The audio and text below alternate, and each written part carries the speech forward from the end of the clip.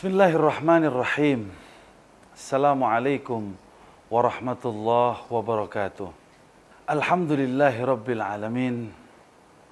Wassalatu wassalamu ala rasulillah khatamul anbiya Nabiyina Muhammad sallallahu alaihi wasallam. Amma ba'd.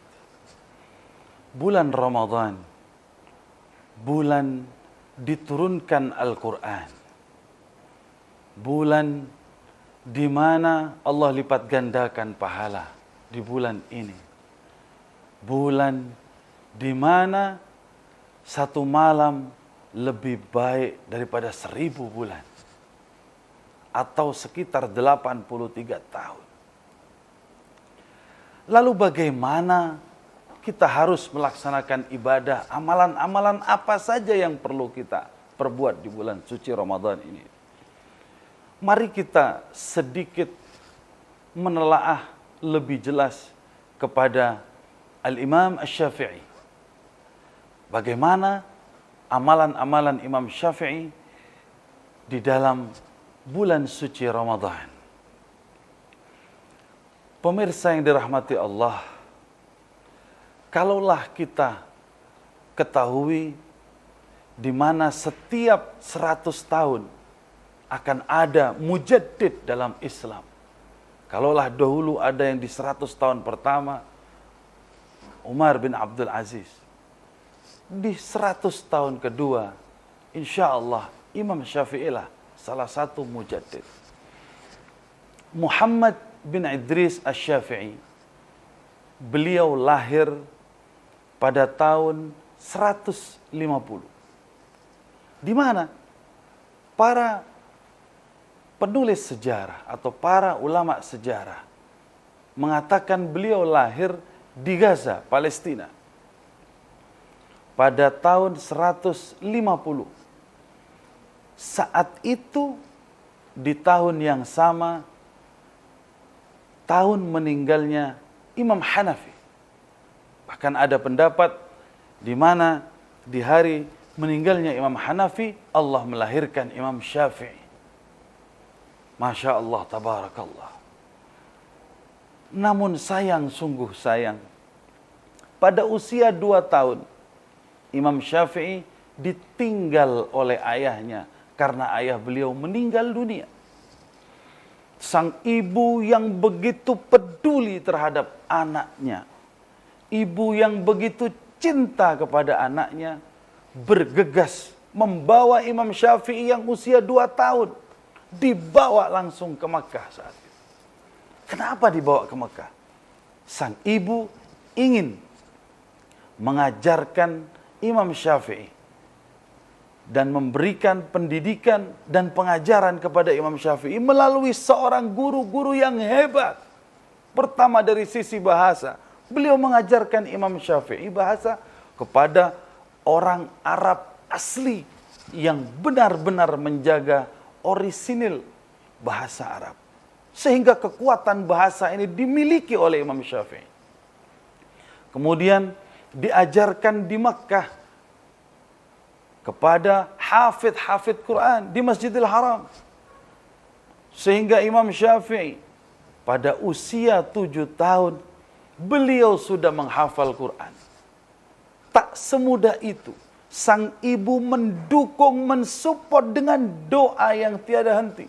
Bahkan ketika Imam Syafi'i tidur pun sang ibu selalu mengajiin. Dibacain ayat-ayat suci Al-Quran, didoakan. Tiada hari tanpa doa, tanpa ngaji hanya untuk Al-Imam Syafi'i. Ketika usia 7 tahun beliau sudah menghafal Quran. Beliau juga bahkan qari. Dan beliau sering menggantikan gurunya mengajar kalau gurunya sedang berhalangan. Namun sayang, Imam Syafi'i termasuk keluarga yang sangat tidak mampu. Dan sang ibu bahkan tidak mampu untuk membayar biaya sekolah Imam Syafi'i. Sehingga Imam Syafi'i malu dan bertanya kepada ibunya. Lalu dengan semangat dan kesungguhan ibunya bahkan memberikan trik kepada anaknya. Wahai anakku, datanglah ke tempatmu belajar, sembunyilah di belakang orang yang kaya, orang yang mampu. Sembunyi saat orang yang mampu belajar dan mampu membayar itu, mendengar ilmu-ilmu yang disampaikan oleh guru, hafalkan nak. Ibu akan membantu dengan doa sehingga engkau diberikan kekuatan hafalan yang luar biasa. Maka benar, pada usia Imam Syafi'i saat itu 10 tahun, beliau sudah dapat menghafal Muwatta Imam Malik. Bayangkan, Muwatta Imam Malik ini berisi lebih dari 30.000 hadis. Beliau hafalkan hanya dalam waktu 9 hari. Kenapa beliau menghafal? Karena beliau tidak punya buku.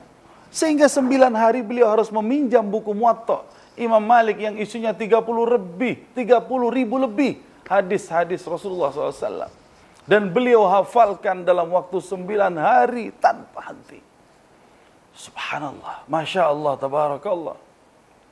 Sebuah kekuatan dzakirah yang sangat tinggi.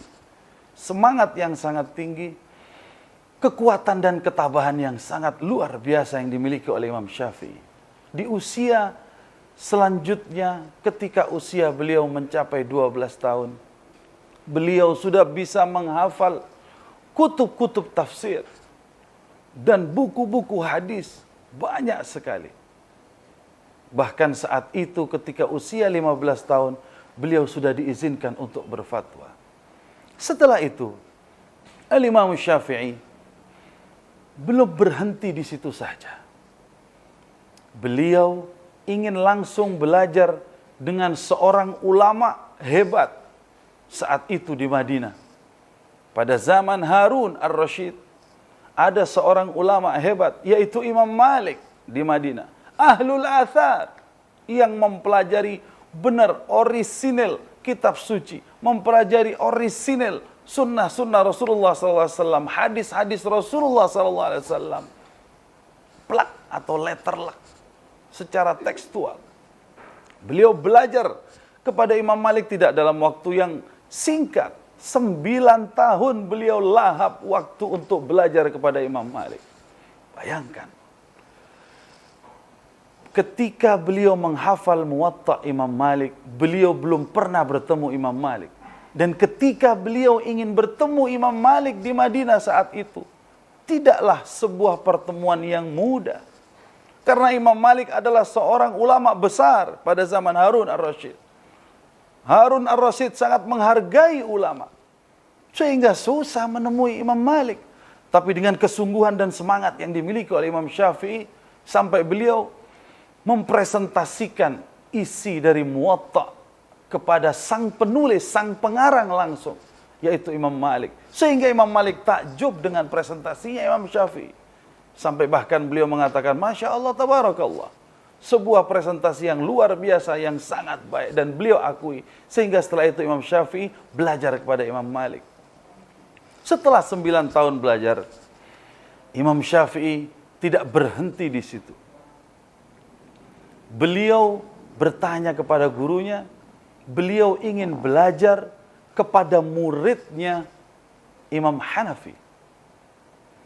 Bayangkan, sehingga Imam Malik saat itu menyarankan untuk belajar kepada salah satu murid yang terkenal, yang kita kenal dengan nama Muhammad Hasan Asy-Syaibani di Baghdad. Maka berangkatlah Imam Syafi'i menuju Baghdad. Tapi ketika Imam Syafi'i ingin berangkat ke Baghdad, beliau tidak punya uang. Sehingga beliau menyampaikan apa adanya kepada sang guru Imam Malik, aku tidak punya uang untuk belajar ke Baghdad. Sampai-sampai dibiayai oleh Imam Malik karena melihat kesungguhan dan semangat Imam Syafi'i. Setelah belajar di Baghdad kepada muridnya Imam Hanafi yang kita kenal dengan Muhammad Hasan Asy-Syaibani, belajar dalam waktu yang panjang. Setelah di Madinah bil Athar, di Baghdad beliau belajar dengan muridnya yang memiliki konsep birra'i. Subhanallah wa qaddarallah, beliau banyak bertemu dengan para murid-murid Imam Hanafi, sehingga beliau menulis sebuah kitab yang bernama Al-Hujjah atau Al-Qaulul Qadim di Baghdad. Setelah selesai, Imam Syafi'i belum berhenti di situ. Terus beliau berdakwah, terus beliau belajar. Bahkan suatu saat ketika beliau berada di Makkah, beliau mendapat surat dari seorang ulama di Baghdad yang bernama Abdurrahman bin Mahdi, meminta Imam Syafi'i untuk menuliskan konsep-konsep usul fikih. Maka di Makkah Imam Syafi'i saat itu menulis konsep usul fikih sebaik dan seindah mungkin dengan mengirim kepada Abdurrahman bin Mahdi sebuah surat. Dan terkenallah Ar-Risalah namanya. Itu adalah buku pertama tentang ilmu usul fikih. Tribuners yang dirahmati Allah, tak selesai di sini. Imam Syafi'i terus berdakwah sehingga beliau berangkatlah ke Mesir. Di penghujung tahun 199, beliau di Mesir, kemudian beliau berdakwah di sana. Beliau bahkan menulis buku lagi yang terkenal dengan kitab atau Al-Qaulul Jadid. Kitab ini yang menjadi referensi semua orang-orang yang mengkaji Islam dari berbagai macam sisi. Dan beliau mencabut fatwa-fatwanya di Al-Qaulul Qadim karena beliau lengkapi semuanya dalam kitab Masya Allah, tabarakallah, sebuah teladan kesemangatan dalam belajar sosok Imam Syafi'i. Maka bagaimana beliau menghadapi hari-hari di bulan Ramadan. Di malam hari beliau selalu membagi waktu menjadi 3. Beliau mengaji tiada henti. Beliau sholat tiada henti. Beliau menulis. Kemudian beliau mengaji, menulis. Kemudian beliau sholat. Sampai waktu subuh tiba.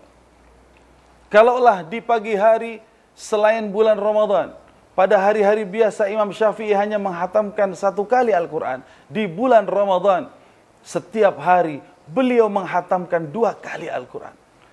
Di pagi hari sekali, di malam hari sekali. Jadi 1 bulan beliau hatam 60 kali Al-Quran. Bayangkan. Tidak tidur. Beliau habiskan untuk ibadah. Selain itu, Al-Imam Syafi'i dalam melaksanakan ibadah di bulan suci Ramadan, beliau niatkan dengan niat yang benar, niat yang kuat, niat yang benar-benar untuk menggapai ridha Allah.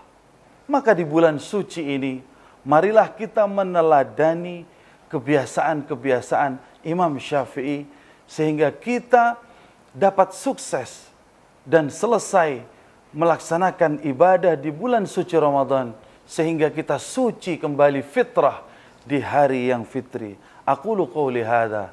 Wassalamualaikum warahmatullahi wabarakatuh.